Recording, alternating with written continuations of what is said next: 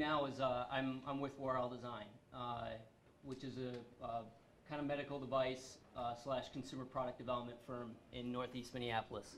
And so all of this is to show you that I have really no legitimacy talking about the subject, again. But I actually think it's really cool, and kind of along the way I've been exposed to it in various ways, whether it's kind of watching trends in automotive and what's going on with consumer behavior and values towards how they treat their car, to going to conferences that are all about product design and hearing some really interesting people talk about the future of the automotive industry, which I think is fascinating. So why do we think it's... Can you use the handheld if possible? Sure. Thank you. Okay. All right, we're switching over. So what you're looking at here is IDEO's vision, one of many of what a driverless future looks like, right? It's essentially a glorified UPS vehicle that has no driver. The advantages being it can go 24/7, it's going to refuel by itself, and it probably is going to send you a text message when your package arrives, right? So it's a smart vehicle, all kinds of advantages, super interesting. The reason that I put this up here is to show you just kind of one of the many kind of game-changing, industry-changing things that autonomous vehicles will eventually have on our economy and the world. So this is just one example.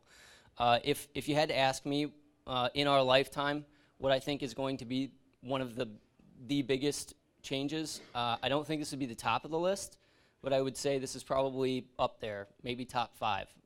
It's going to be crazy disruptive, which I'll talk about more in a little bit, and that's why I think it's so interesting. So before I kind of get into the nitty-gritty, let's start with a little bit of a definition, right? So they kind of break things down when you're talking about this subject into what type of autonomy are you talking about? And you can see there are 5 stages here. Stage 0, nothing, right? You got a manual car just like it was invented in, 1905 or something like that. I don't even know if that's right. And then you've got, along the way, individual vehicle controls, right? So we're going to actually talk about a few of these and kind of where and when that happened, but that's like cruise control, as an example, right? It's helping you do one function, but really isn't doing much for the rest of the car. It's not super smart, but it is a piece of electronic technology that's interfering with your car.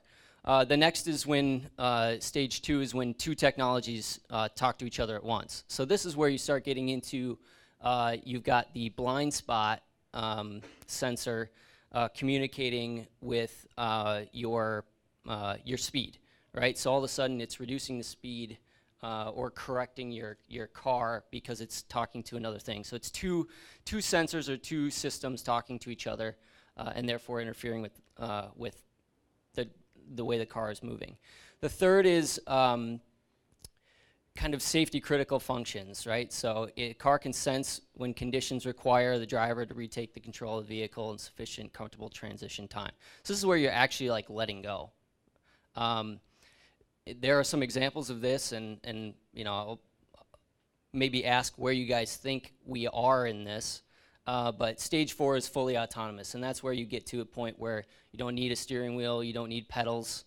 It's just going to move you from point A to point B, and you can sleep if you want. So raise your hands if you think we are in stage 2. Raise your hands if you think we're in stage 3. And then finally 4. If I had to pick, I would say we're right on the line between 3 and 4. There are examples of both.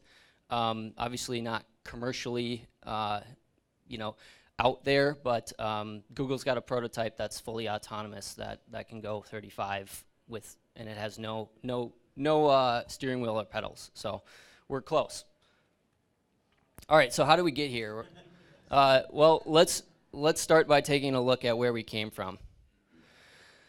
So when I was talking about stage one, those early technologies, if you look back in 1965, that's when AMC first released the cruise control. So it's commercially available. There was examples of this technology patented before then, but this is really the first kind of commercial use of any sort of electronical interference of the car. And for any of you guys who study this subject, I'm sure there's stuff missing on this timeline, so if you want to throw it out, like raise your hand and say, hey, you missed it. That one was a cool one too. But in 1971, you've got automatic braking systems. So what that was doing is it switched from a driver who was being taught to pump the brakes, which is a more effective way to stop, than the system doing that for you. So you hold down the brake, and then it's got a rhythm to it. So the electronics are basically influencing the way the brakes are behaving.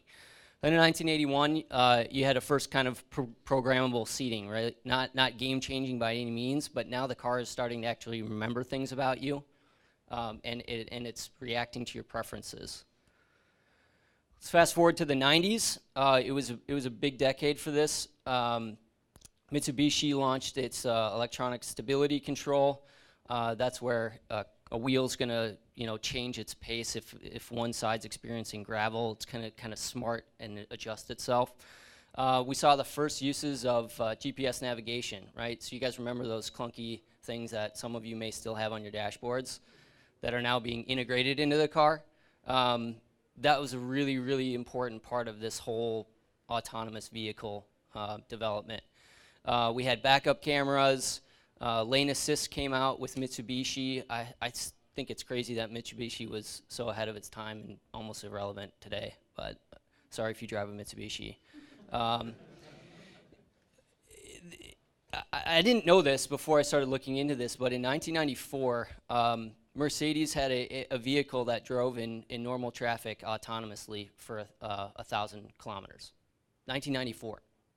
So it was making lane changes, adjusting to traffic. This was in 1994. That's pretty crazy.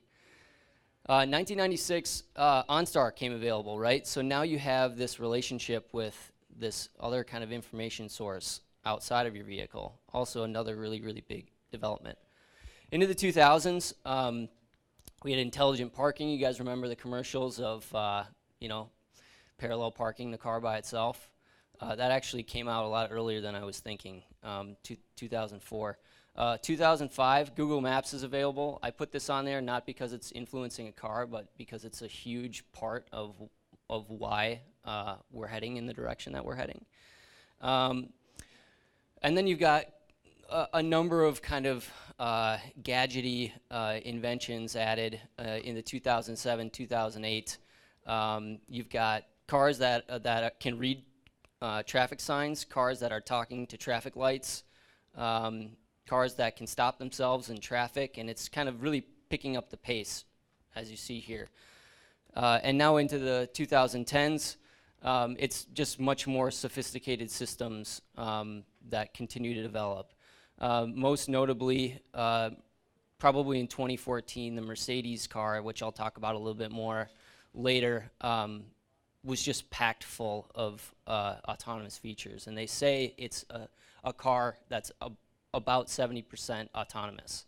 So you could drive it, or you don't have to drive it most of the time if you don't want to. Along that way, there were some really, really kind of big milestones. The ones that are in blue are not necessarily technology, but it's kind of milestones in autonomous driving. In 2012, the Google's driverless team broke 300,000 miles, and then again in 2014 broke 700,000 miles. And then I don't know if you guys saw the news a couple weeks ago, but Delphi outfitted a car that drove from San Francisco to New York, 99% autonomous.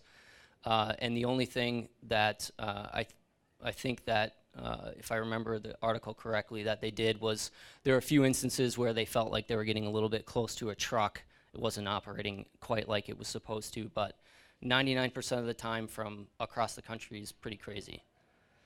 So it's happening, right? So anybody want to change their number from 2 to 3, maybe?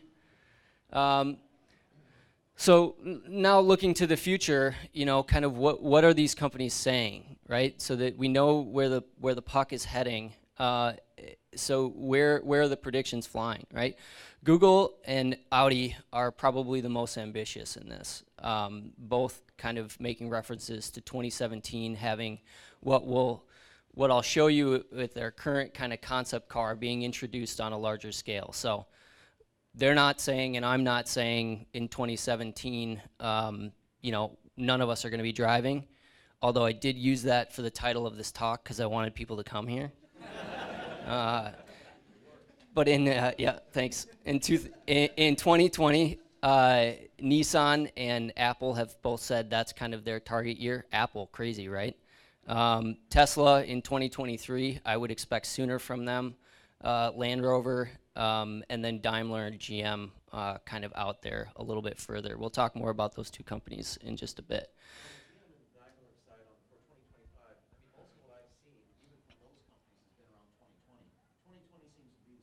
Right, yep. And it's a fun number to say. So, yeah. Right. And these will always be kind of changing and updating and whatever's buzzworthy at the time. So I go through that timeline to show you guys, this is not all so new. This has been a long time coming. And these are technological advances, right? But there's also been behavioral changes that have been shifting too, that have kind of led us to be a little bit more comfortable. The 3 data points, and there's probably 50 that would back up my point here, but I'm going to use 3.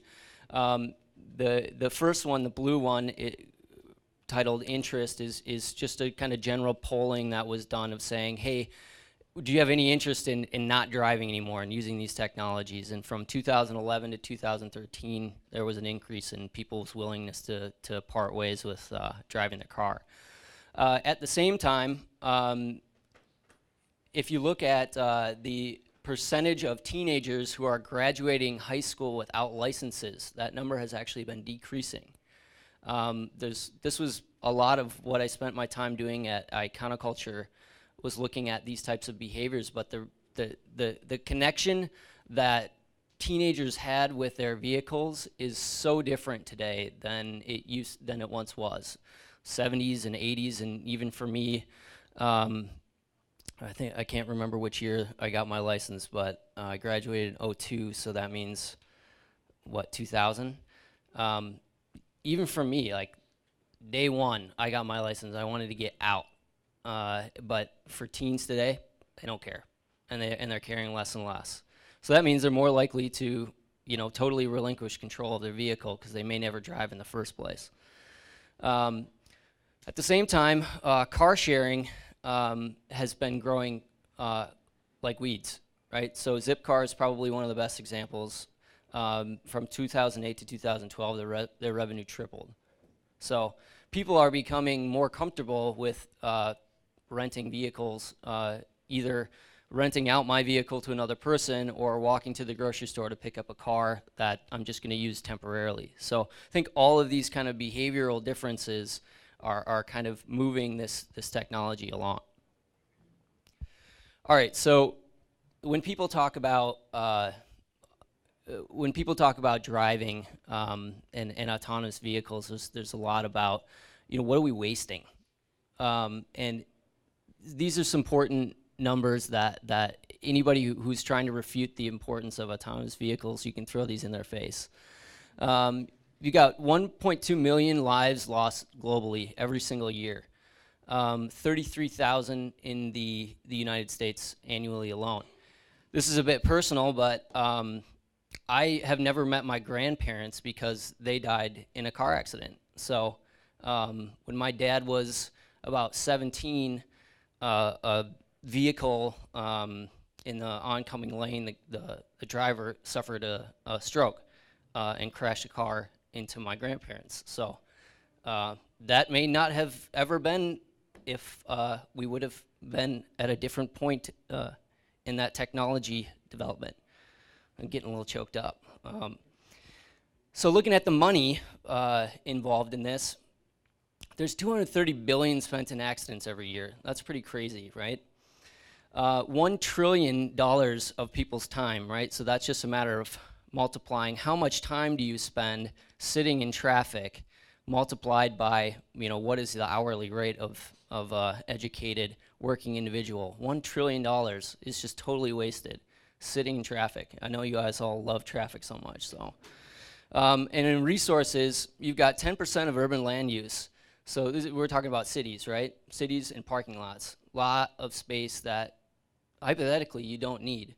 And then 50 billion gallons of gas every year. So we're throwing a lot of things away the longer it takes for us to get to a place where we no longer have to drive. So these are all the things that we all love so much about cars, right? God, I don't want to give any of these things up. All right, we've got, distracted driving, sitting in traffic. You have to pay for parking. You have to pay for gas. You get lost. You have assholes who are cutting you off. You have to maintain your car. And this last one, this lovely experience we know is buying a car, which is just a treat, right? I don't think any of these things need to happen with autonomous vehicles. I really do think each one of these situations, as I envision the future of this, these are all irrelevant. And I'm more than happy to give them up. At the same time, these are the things you could be doing in a car. You could be sleeping. You could be playing video games. You could be reading. You could be watching movies. You could be working. You could be actually talking to your family or friends. And my last two, drinking and sucking face. So I would much rather be doing all of these things than actually sitting behind the wheel and focusing on the road. So I don't think I'm alone in this. And for these reasons, I really see a bright future for autonomous vehicles, right? I'd much rather take this slide than this slide any single day. All right, so it sounds pretty cool, right? Yeah. I mean, imagine. You're just hanging out. It's awesome. You can play Scrabble on the way to the cabin. Like, that's what I want. I want to drink a glass of wine and play Scrabble on the way to the cabin.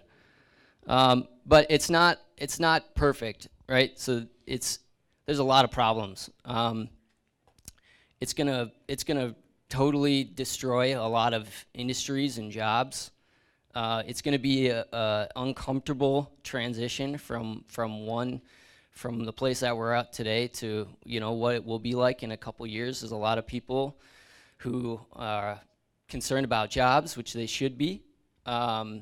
Concerned about freedoms, and people who are afraid to give up the freedom to go wherever, whenever they want to. I still think that's possible with autonomous vehicles, but you got the whole Big Brother situation potentially overlooking you. Not to mention some of the privacy concerns and data and security concerns, right? So if it's hackable, then you've got a 80-mile-an-hour casket that's about to slam into a wall.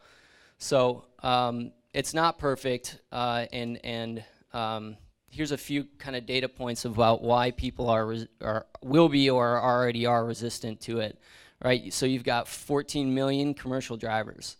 These are your truck drivers, your UPS drivers, I think maybe your taxi drivers, really any people who depend on moving things for their job who will basically be irrelevant. And I think that's real. You've got the projections are when autonomous vehicles are much more efficient, you don't need as many, right? So I think I'm not 100% clear on this data point, but I think like the average car's idle time is something like 98%.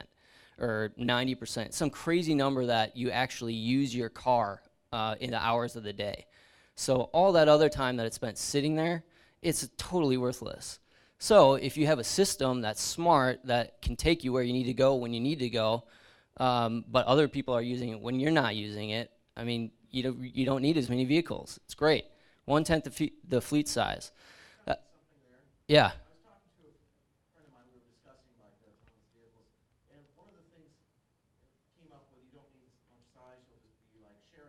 Mm-hmm. And it's like she said, well, I don't necessarily want to share it because for me, the vehicle Yeah. Right.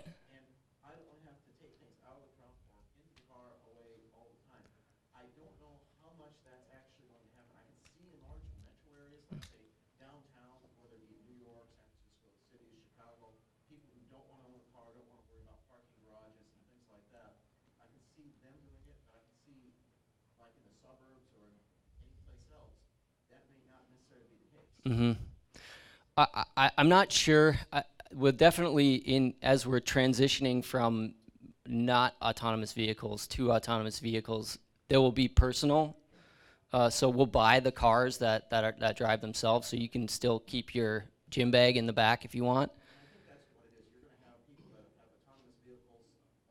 Yeah. Yeah.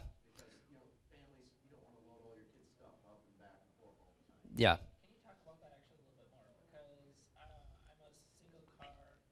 Mm-hmm. Yep.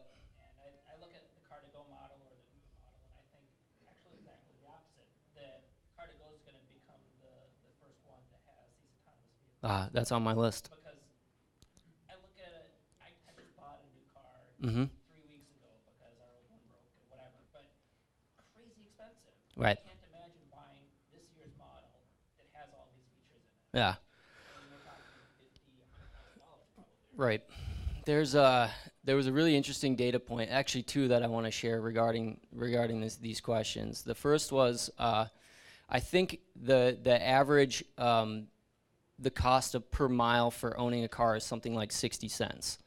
So 60 cents a mile is the threshold that we're at. Uber costs consumers right now about 72 cents a mile, right? So that's pretty close to being just as expensive as owning your own car. Now, if you get rid of the driver in Uber and you don't have to pay that part of the salary, I think you might be at 60% or maybe even less. So you've got that, and in your case, I've actually was thinking about doing the same thing. My wife and I both have our own cars, but when we were kind of trying to figure out in the last time we made a purchase, I looked into what's the trade-off between going purely to a car-to-go situation for a second car, and I think in California, if I can remember the statistic right, it's something like if you drive in a year something like 9,000 miles or fewer, you should be on one of those systems. Versus if you drive more than that, it makes more sense for you to own a car. So that's the break even at that point. That's going to be changing constantly, but I mean, we're already making these calculations, and if I had to guess and I was in real estate, I would say the two-car garage is going to be less and less valuable. Now, what do you think is the more realistic situation? Do you think it'll be a more of a car-to-go situation where I go up to the car, I hit something on my app, the car opens up, and then drives me where I need to go? Mm-hmm. Or do you think it'll be more of an Uber slash, don't judge me, hot tub time machine 2 scenario where the cars just drive around Yeah, and you hit a button and and you they grab one. find you and they go, oh, here you are, and they come pick you up? I guess I don't see them all that different. It sounds like one's moving and one's parked. Right, right. Uh, I, Do you see it in even? I guess I'm saying, what percentage more do you see it more of like the cars are parked somewhere, or do you see it more of like an Uber situation where they're in the areas driving I around? guess I would think it would be the latter because if the utilization was what I described and it's constantly moving, it's not going to be sitting idle for very long, right? So,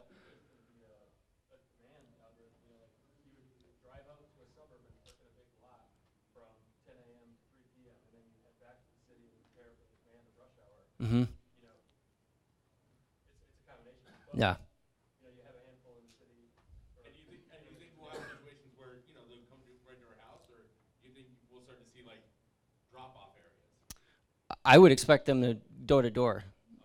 Yeah. Maybe not right away, but that's the solution, I would Do you guess. think that instead of being a Uber driver now, they could just apparently be a bathroom attendant? Because I'm looking at these big things thinking, is there somebody in here who's going to give me bubble gum and Right. hand me a towel? Honestly, I wish I had. They should be re-educating themselves in this field. But I don't know the answer to that question, other than they better start looking and figuring that out. Yeah. One other comment you mentioned about the price of the cars. A lot of the technology that we're looking at with autonomous vehicles, a lot of that's already in the cars now. What we're doing is there's going to be some adding like the radar, and so forth. Mm-hmm. Some of that's already in there. It's going to be integrating all this stuff and getting the intelligence in there so it can do it itself. Right. So on the technical side, I don't think you're going to see a huge increase in the prices of what they are now. Yeah. But if you start decreasing the amount of cars on the road, you know, you might still keep suburban habit, but if you start dropping it to cities or various other things, taxi fleets or whatever, you know, you're going to decrease the number of cars produced, which means the manufacturers, to keep their profit margins, are going to have to jack. Right. Yeah. So technologically, it may not be as much expensive as you think, but from a manufacturer's perspective of trying to keep the profit, Yeah. it'll go up. It's crazy interesting that all of these car companies know where we're going, but at the same time, they're cannibalizing themselves in this situation. I mean, they're not all going to survive. There's no way if a tenth of the vehicles are gone. But to your point, I think what you're referencing is if you buy a Tesla now, overnight it's going to download an update, meaning you don't have to upgrade your car. You just downloaded the next update, and all of a sudden the car behaves differently. So again, you don't have to buy as many cars, and thanks to the way that technology is developing, it's enabled that. All right, so a couple other things to point out here. Great questions, and I love that all these like visions, you guys are with me. That's awesome. I have this list here, and what I want you to actually see in this list is not necessarily numbers, but who are the people behind these numbers, right? So commercial drivers, you have unions. Fleet size, you have automakers. Gasoline, you have the gas companies. You have insurance, lawyers, medical, and the list goes on and on, right? So there's a lot of people who are going to be pushing against this, and they're very powerful people. It's a super actually interesting legislative experiment, because the same people who are probably likely to push for this legislation, I would just assume will be the same people that are going to try to protect it and stop it. So what I mean by that is automakers want this to happen. They want states to be allowed to test autonomous vehicles, right? They want to be able to push that technology, I would assume. But at the same time, the legislation that they're creating is potentially going to destroy their business if there are fewer cars being sold. So there's a number of those kind of trade-offs that I think are going to be interesting to watch develop. But where we're at right now, these are the states that you can test autonomous vehicles in. So the kind of leaders of the pack. And then to the right, the UK and France just recently allowed driverless vehicles to be tested anywhere on the streets. So that's a big thing, because otherwise you're limited to a track, and what are you really learning in those types of environments? So it's happening, but like I said, it's going to be a really interesting dynamic watching people try to hold on to what they have. The automakers and the gas industries being the people with the most power and the most to gain or lose in the situation. Okay, so who's all involved? We already had a bunch of these names thrown out there. Car2Go, Drive Now, Zipcar, Relay Rides, all of that column are just car sharing companies. So right, there's a car sitting somewhere that you can rent for a little bit of time. Then you've got Uber and Lyft. These are the taxi drivers that are going to pick you up. Yeah, okay. Then you've got Apple and Google. These are technology companies that, oh my gosh, they're now in this game too, right? Because these things aren't cars, they're computers with wheels. Then you've got the people who are actually behind the LiDAR systems and the computer vision systems, Mobileye and Delphi. I mentioned them earlier for having successfully driven across the states. And then of the auto manufacturers, these are kind of the ones that I think are at the top of the list of innovating in the space, which we got a little bit of exposure to when we went through that timeline. So of this list, like who do I think is going to be the horse to bet on? I've got a few of them. The first one's Google. We've talked a lot about them. This is their concept car that I mentioned that's fully autonomous. It doesn't really have a name. It needs a name because it has a face. But so that the guy who's riding along on their closed track is blind. So it has no steering wheel, has no pedals, and therefore a blind person is just fine in that car. How they got there, road testing since 2009. I mentioned the mileage that they've already put on, over 700,000 miles, and I think the only time that's ever gotten in an accident is when a human interfered with it. So pretty good track record, and collecting, I'm sure, massive amounts of data along the way. So these guys are leader of the pack. Their kind of chief of the operation, Chris Ermanson, recently said that his son is 11 right now, or last year, I can't remember when this quote came out, but he expects this technology to be available by the time he turns 16. So they've got a roadmap ahead. They're aggressively recruiting robotics people and technology people from the automotive industries as well. Everybody in the Bay is basically clamoring over anybody who has any sort of autonomous vehicle backgrounds. So do you see that as, if, let's say they're successful in 5 years, Mm-hmm. is that basically a car that you think that people will be able to buy, or is it just what you were talking about earlier, just kind of riding around and pick people off and drop people off? Actually, if I had to guess what it's going to be used for, I think it's going to be like a small delivery vehicle initially. Amazon, as an example. So that's how I see it starting. After that, I don't think the car is going to look like this. I think they're going to end up partnering with one of the major automotive, and it will look cooler. Yeah, that's a good point. Yeah. Yeah, that's true. All right, next on the list is Daimler. So this is Mercedes. In 2014, they released the S-Class sedan. That was the one I was talking about earlier. That theoretically is 70% autonomous. It's packed full of features. It's going to drive for you in congested traffic. It can steer and brake and accelerate. And when it was released, all of the people who are in the industry said it's 30 months ahead of where everybody else is. So pretty cool story for them to be so aggressive in this, but the reality is they've been working on it for such a long time. We mentioned Car2Go earlier. They also own Car2Go. So if they have the technology and hypothetically they have the units available, 13,000 vehicles already worldwide in 29 cities, I don't think it's much of a leap to say these guys are right on the edge of being able to flip that from a normal rental car service to an actual autonomous on-demand type service. So these guys, paired with Google, I would say are probably neck and neck.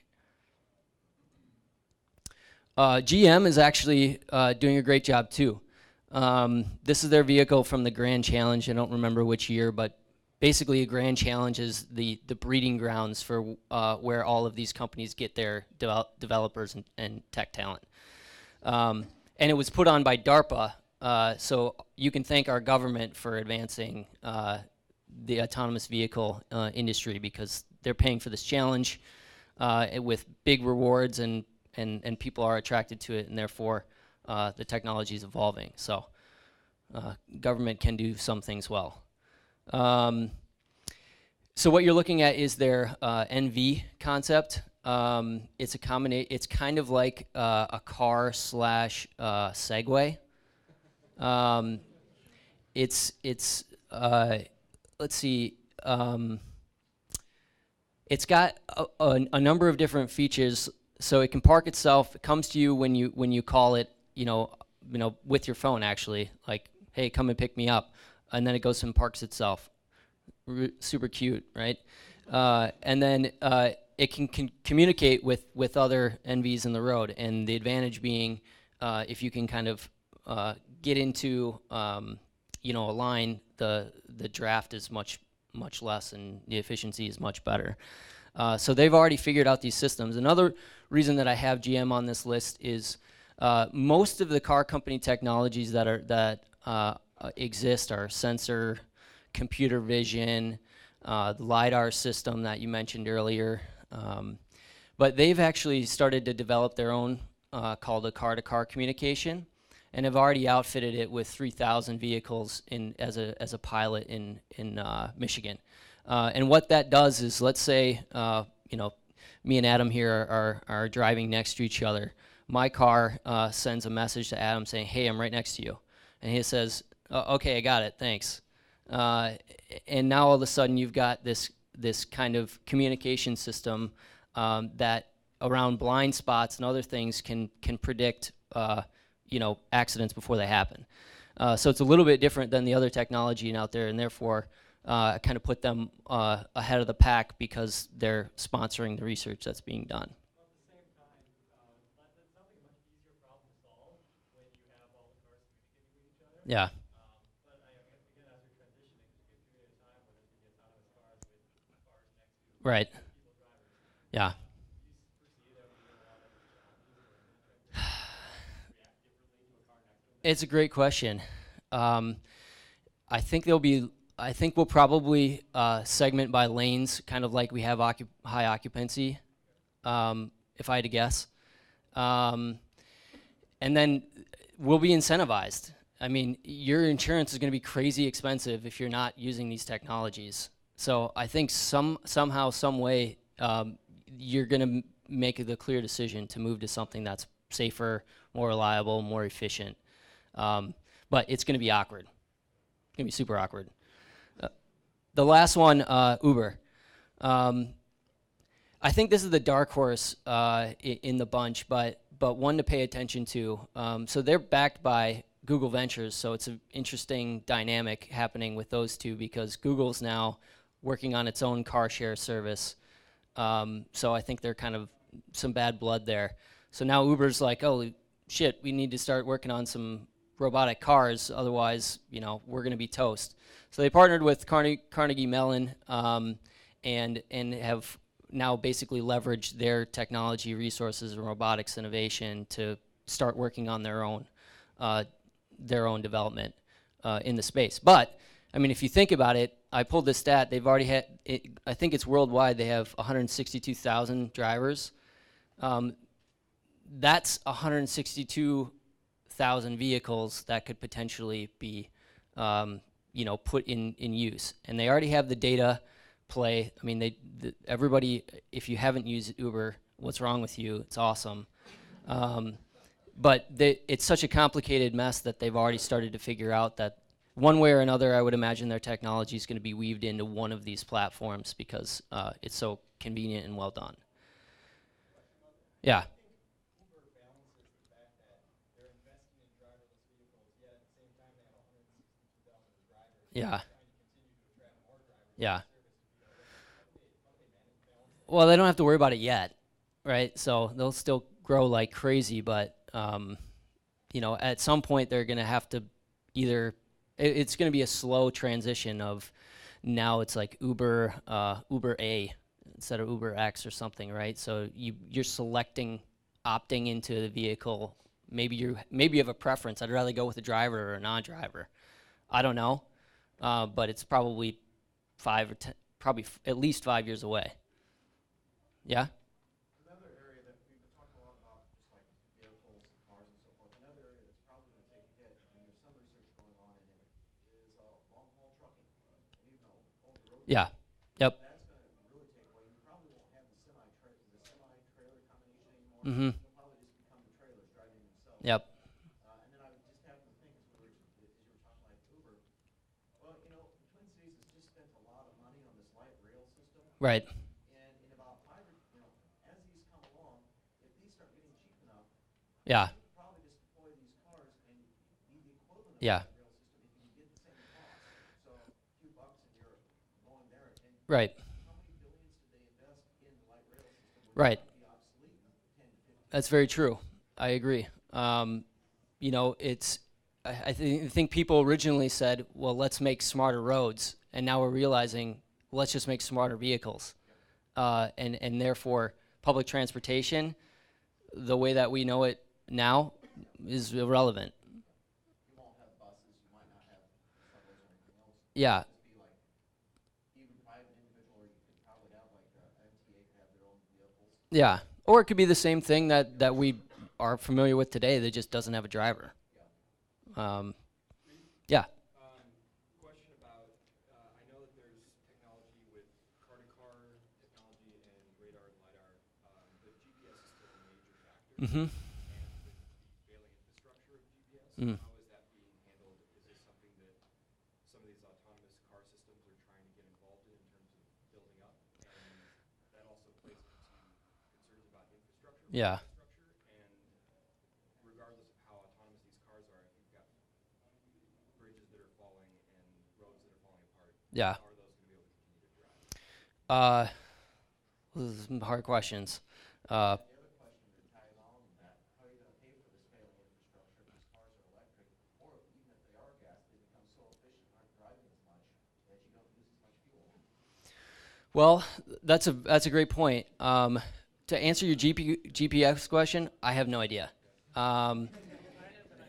Okay, go ahead. Multi-constellation. So right now, Russia has a system, Galileo is coming out, and so you might have 3 or 4 different competing constellation systems that are all talking at the same time. Yeah. You'll have 40 satellites that you can talk to.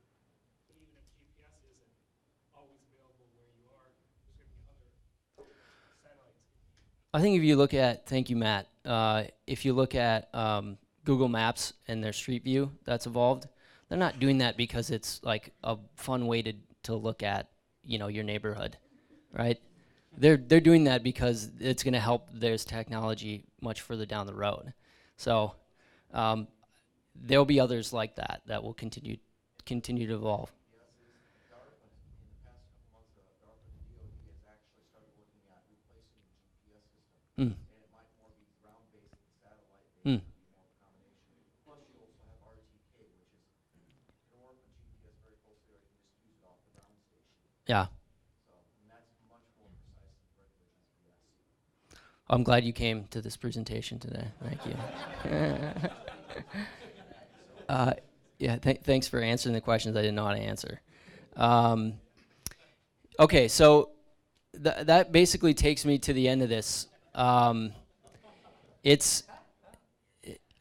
was hoping to wrap this up with like, okay, well, what do we do? What can we do with this information? I love Minnesota, and I want to stay in Minnesota.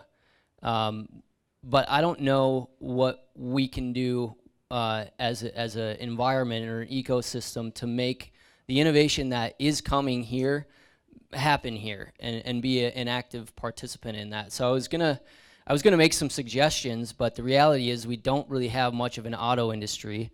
Our tech industry is growing, but doesn't have the same type of enthusiasm and experience in some of these things as what you'd find in the Bay. Nothing against it. I think we're doing a great job growing. But I'm kind of at a loss of, what is Minnesota's role? I do think we can get ahead if we're proactive from a legislative perspective and making it friendly for people to be able to test cars here. So I'd like to see Minnesota on that map. I think that would help. But beyond that, I'm open to suggestion. If anybody has ideas of what resources do we have that we think we could put at this, that's kind of my goal for this whole discussion. Casey. Where are they currently testing in winter scenarios? Good point. Not Nevada. I think the big thing is, the best thing you can do is, as a person in this room, take the fear away of Yeah. this from your family and friends. Because for me, anyone I talk to, the first thing they say is, I don't trust a computer driving. Computers crash all the time. Right. Like, that level of fear is just going to eliminate our ability to have laws passed on our office. So taking that fear away from your family and friends. That's right. I like that. Porter? Yeah, so most people don't know this, but the University of Minnesota actually has one of the leading centers for transportation. They just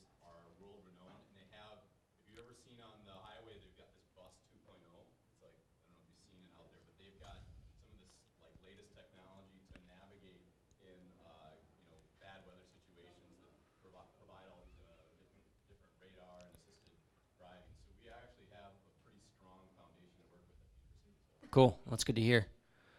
What is the insurance interest rate set at? Higher or lower? And do you want to be the first person who's in a major accident? Yeah, that's going to be an interesting story. I mean, I would just assume that they're concerned that they're going to lose a large portion of their revenue. I don't know. I would expect the cost to be lower. It'd have to be because they don't crash as much. There's less risk. The price might be higher, but if you're not owning the vehicle, that's a totally different situation. I was going to say, I think where the liability lies just shifts, really. It's not, the liability doesn't rest on the drivers anymore. Now it rests on the manufacturers and the operators.